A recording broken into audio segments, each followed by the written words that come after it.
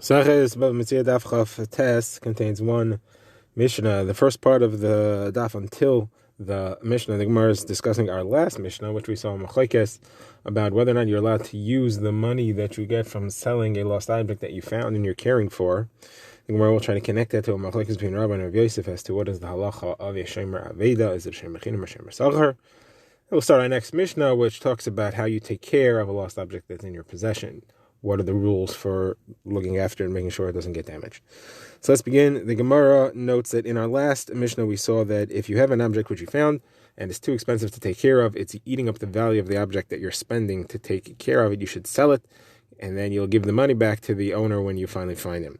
The Mishnah had says in Machlekes Rabbi Tarfon and Rabbi Kiva, are you allowed to use that money? Rabbi Kiva said you should not use the money. Therefore, if it gets lost, it's not his responsibility. He put them aside. Rabbi Tarfon says you are allowed to use the money. Therefore, if they get lost, it is your responsibility, and you need to pay for it because it became part of your finances, and you just have a chayiv, you owe it. So the Gemara says this would seem to be a proof to machlekes between Rabbi and Rav Yosef, which we've seen in Mesachas Bava Kama. Rabbi and Rav Yosef discuss somebody who's watching a lost object. Is he a shemer sachar? Is he a shemer chinam?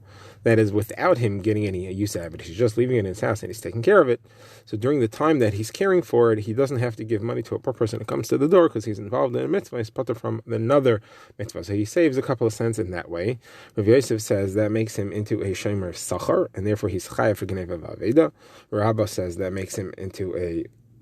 Rab says that is not significant money. He's not getting anything out of this lost object. He's a shemer chinam, and therefore he's pater for gneva v'aveda. Now, our Mishnah clearly said that you would be chayav for gneva v'aveda only when Rabbi Akiva that you use the object. So you see, if you don't use the object, you're pater from gneva v'aveda. Just like Rabba says, you're shemer chinam and you're pater. If you use it, that's your schar. That's something different. But if you don't use it, clearly it says that you are pater from gneva v'aveda. So Rav Yosef's answer is no. When we say here use it, we're not talking about a type of use that gives you a hana and makes you a shemer sachar. We're not saying you're chayav for gneva v'aveda. We're saying you're actually going to borrow the money. That makes you a shoyel. A shoyel is chayav for einzin. So the Mishnah is not saying that you're chayav for gneva v'aveda. The Mishnah is saying that if an einus happens, you're chayav for einzin. However, everybody would agree, if Tarfon and Mekiva would agree, if gneva v'aveda would happen, then you would be chayav for that because you're shemer sachar. Like I said, the only issue is, are you chayav for oinsin? And there, Rabbi Kiva says, since you could use it, you're a shoyel, and now you're chayav for oinsin. Now, the Gemara has a kasha on this. The Gemara has a few kashas on this. The Gemara first asks, let's look carefully at the words of Rabbi Kiva. He says two things. He says, don't use it. Therefore, if something happens to it, you are chayiv to pay for it. Now, Rabbi Tarfon is claiming that that's saying, don't use it and don't be a shoyel, and therefore, if something happens, you won't be responsible for it. According to Rabbi Yosef's pshat, that's what Rabbi Kiva means to say. Why does Rabbi Kiva have to continue and say, therefore, if something happens to it, you won't be chayav like a shayel? Obviously, if you can't use it, you're not a shayel. He doesn't have to spell that out. Now, if you say like Rabbah, that we're talking about Gneva V'aveda, then it makes sense. Rabbi Kiva means to say, don't use it, and therefore you'll be pater for Gneva V'aveda, because we don't hold like Rabbi Yosef. So the two things he's saying is, number one, halachi, you're not allowed to use it. Number two, therefore, since you didn't use it, you're a regular Shemer Aveda, and the din of a Shemer Aveda is that you're a Shemer Chinam and you're pater on Gneva V'aveda. And then the Chiddush would be not like Rabbi Yosef. So, therefore, Zakasha, how Rabbi Yosef reads Rabbi Kiva in the Mishnah. So the Gemara answers, you're right. Rabbi Kiva didn't need to say that. The only reason he said it is because Rabbi Tarfon said you're allowed to use it, and therefore you are chayiv for it. And it means as a shayel, you're chayiv for it as a shayel. And that's a chiddush. And Rabbi Kiva just followed stylistically and used the same expression. What is the chiddush of Rabbi Kiva? The chiddush is, what is the chiddush of Rabbi Tarfon spelling out, therefore you're a shayel? Chiddush is, even if you never actually used it, since you had permission to use it, it's considered to be part of your finances, you're a shayel, and then you're chayiv for einzin. And that's why he says, there, you're allowed to use it, therefore you're a shayel, even if you never use it, and therefore you're chayiv for whatever einzin happened. And that's how the Gemara explains it. Okay, now the Gemara asks, how could you tell me that the Mishnah is discussing a shoyel who's being chayiv for einzin, and that's a machlekes Rabbi Tarfon and Rabbi Kiva? The Mishnah clearly says, im avdu, says if it's lost is gneva v'aveda. That's a shemer chinam shemer sachar halacha. So the Gemara says, okay, we'll answer this like Rabbah when we answered many times in the discussion of this. Machlekes, it was lost, meaning it was lost by listim mezuyim, or that it sank in the sea, meaning it was lost that it got destroyed, but in a way that is actually an oinus. It says Rabbi Yehuda was the halacha. It says in the name of Shmuel, the halacha is like Rabbi Tarfon, which means that you are allowed to use it, and therefore you're chayiv for Machlokes Rabbah, Rav Yosef, Gnei Aveda, or for Einzin. The Gemara has a case where Talmid Chacham by the name of Rechava had money that he was watching for orphans, for Yisayim. He was taking care of it until they grew up, in order to know if he was allowed to spend it, and then he would just owe it back to them. So he came to Rav Yosef, and he said, am I allowed to use it? He said, Rabbi Yehuda said in the name of Shmuel, the halacha is like Rabbi Tarfon, and therefore you're allowed to use it. So Abai said, but didn't we say that Rabbi Chelbai said, and Rav Huna, that's only about a lost object, since you took pains to care for it and to bring it into your house. Therefore, we give you the reward of being allowed to use it. But the money which you didn't actually use, you're just taking care of it, you didn't feed it, you just sold it, then you are not allowed to use it. And this is money in Aveda. This is money. This is just money that you're holding for Yisayim, and therefore you should not be allowed to use it. So Rav Yehuda said to, Rav Yosef said to Rechava, who was asking, he said, they don't allow me to permit it for you, so therefore you are not allowed to use it. He reversed his psak that he had said. Okay, now we in the next Mishnah, which discusses taking care of objects which you found. Specifically, the Mishnah begins with Sfarim. Now, the sefer that they had in the time of the Mishnayos and Chazal was a scroll. It was a scroll that was rolled from end to end. It was not a book with leaves like we have today. It was also made of parchment, which could rot, it could get wormy, it needed to air out. So the Mishnah says, if you have found Sfarim in your house, you should read from them at least once in 30 days, give them a chance to air out. If you don't know how to read, at least open it and roll it end to end once in 30 days so that it doesn't get moldy. Now, you're not allowed to learn something which you never learned before, because being ma'ayin will cause you to not notice the sefer, and you may cause damage to it. You're not allowed to learn together with someone else. Now, if you find clothing, you should shake it out once in 30 days, and you should spread it out for its own benefit, not for your kavod. You have to be careful you're not doing it for your own kavod. If you found silver kalim or copper kalim, you're allowed to use it again for their benefit to be used, but not for your own. If you find gold kalim and glass kalim, you should not touch it at all until Eliyahu Hanavi comes. The reason for that is that the gold doesn't need it, it won't get damaged, and the glass could easily break. When Eliyahu Hanavi comes, he'll tell you who to return it to. If you find a bag or a box or something which is not the derech for you to carry in the street, you don't have to take it home and return it. It's what's called zaken ve'eni lefi chveda. It's not considered to be appropriate for you to be carrying this in the street. You don't need to return it. You're allowed to leave it. Learn from the pasuk of v'his alamta. The Gemara now learns the Mishnah, and the Gemara will bring a brisa that it will go through line by line. So Shmuel says if somebody finds tefillin in the street, he should set money aside and he should sell them right away.